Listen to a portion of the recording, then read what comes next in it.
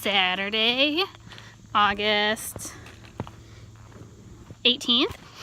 I'm out here in Starved Rock State Park with Joe. I'll show you him later.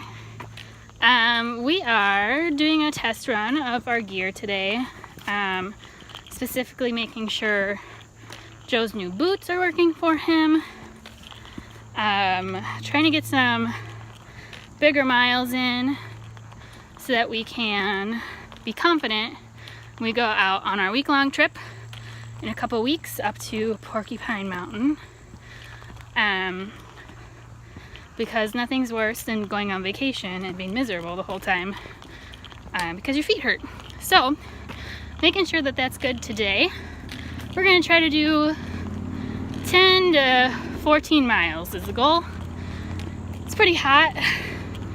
It's like 80 degrees today and like 90% humidity, and there's no breeze. So we'll see how we do. But we don't have anywhere to be or anywhere to go, so we're just exploring the park. There's lots of cute little offshoot trails that we've been taking and getting some good views in. Lots of pictures that will be in the end of the video for you to check out. For those of you who don't know about or aren't familiar with Starved Rock, this park has tons of waterfalls and canyons in it. So we're hoping to maybe take a lunch break by one of our waterfalls. So we'll see how far we get. But let me just show you this crazy view that I've been having for the last mile and a half. We've just been walking all the way along this lake. Lots of cute, awesome views.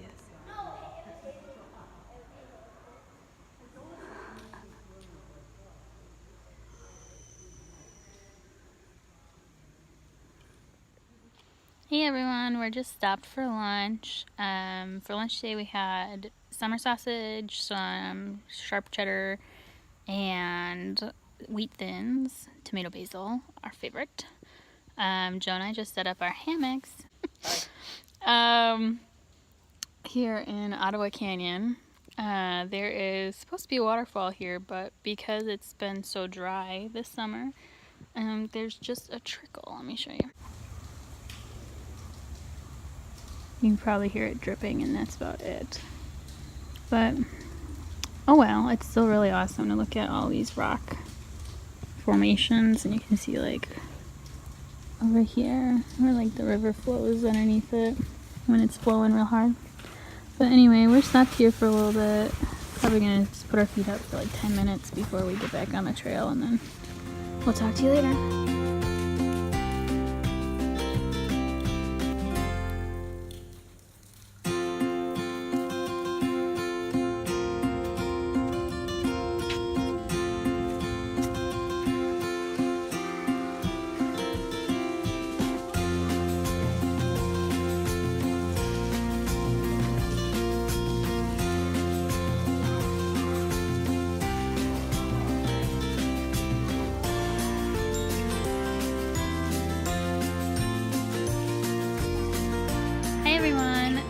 It's now Sunday. We got back last night right around 7 o'clock, I think. We had a great hike yesterday. I didn't film a lot because there were a ton of people out there, especially families with a bunch of kids, and I try to respect other people's privacy, and if they don't want to be in our video, I don't record other people.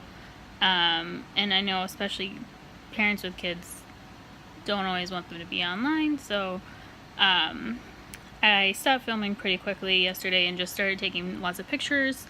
We got to canyons. I would film the canyons, and that seemed to be okay. Starved Rock was a beautiful park. We did about 10 miles yesterday, as the Fitbit calculates. We saw a bunch of the canyons that were supposed to have waterfalls in them. However, because the summer has been so dry, and I guess I didn't realize how dry it was until we were out there, but thinking about it, we hadn't had a proper rainstorm since like June. We've had a couple of bursts. We had some flash flooding a couple weeks ago, but we haven't had a proper amount of rain. So because it's been so dry, we saw dribbles at the most in these waterfalls, and a lot of them were just totally bone dry. There was a pond we saw that had little minnows in it that had gotten caught upstream when the water started receding, and there was a snake in there trying to eat them. It was really weird. I had a great time. I would say though, Starved Rock State Park, if you're looking for a nice solitary hike and a peaceful hike where you don't want to see a lot of people, this is definitely not the place for that. You will see tons of people. I think we saw easily 200 people, and we were only there for 6 hours. So, it's very well traveled. There was even a part of the path towards the end of our day we were walking, it turned into an actual sidewalk covered in sand. And those of you that are avid hikers know that concrete under your feet hurts really badly. It was so bad that we stopped and we were like, okay, this is definitely going to be concrete the rest of the way, to the point where we wanted to get to and turn around. So we decided to turn around a little bit early and take the bluff path back to our car.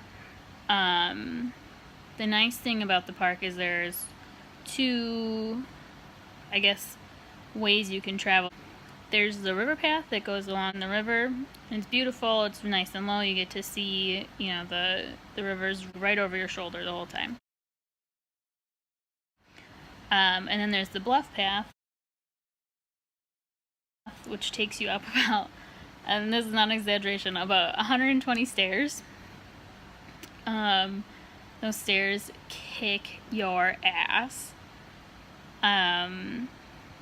coming up and going down. So you go up a bunch of stairs, and then it takes you through like the top of all these canyons, so you can see down into them. I like those paths were a little bit less traveled, for obvious reasons. They're a little bit less accessible, so if you are with really small kids or somebody who maybe doesn't have the best mobility, getting up there could be a bit of a struggle. We stuck to that on the way back. Got back to our car quite a bit earlier than we were initially planning. We wanted to be out there a bit longer, but that concrete towards the end was just not going to play fair for us, so we decided to cut our losses and take it early, and it's a good thing we did. We got back to the car. We were both kind of hot and sweaty, and I decided I would drive for the first bit out of the park until we got to a gas station, and then about 5 minutes before we got to the gas station, my head just exploded. I get really bad heat-induced migraines. It's something that I've been dealing with since I was a kid. And one of the things that I'm really trying, as you guys saw maybe in my last video, the Ice Age Trail video, trying to figure out how I can get through a hike without getting adverse effects from the heat. It's not just a matter of me eating enough food and drinking enough water. There's some magical combination that I haven't quite figured out yet to get through summer hikes. So yesterday we did 10 miles, as I said. I am still training up for the ultimate hike in October, so if you would like to donate, click on the link below for my fundraiser. If you'd like, you can donate $10, since that's the amount that I hiked yesterday, or go ahead and donate $30, since that's the number of miles that I will be hiking.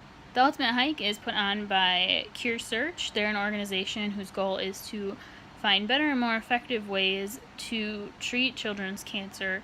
One of their big goals is to find less toxic treatments for kids, since a lot of them that do beat cancer come out with really nasty side effects from the treatments and suffer into their adulthood some of these consequences. So, if you'd like to learn more about CureSearch, check out the link below. Check out my fundraising page. I'm at about 10% of my goal right now, and I've got a little over a month left. So every little bit helps. If you think your amount is too small, it's not. $5 can fund a lot of stuff for CureSearch. My goal is $2,400. So if you want to give just a little bit, go right ahead. Every amount is tax deductible.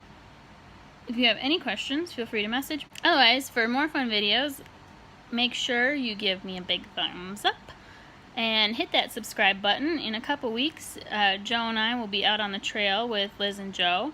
So if you need to find me, be sure to follow me on Facebook and Instagram. And I'll see you next time. Hike on!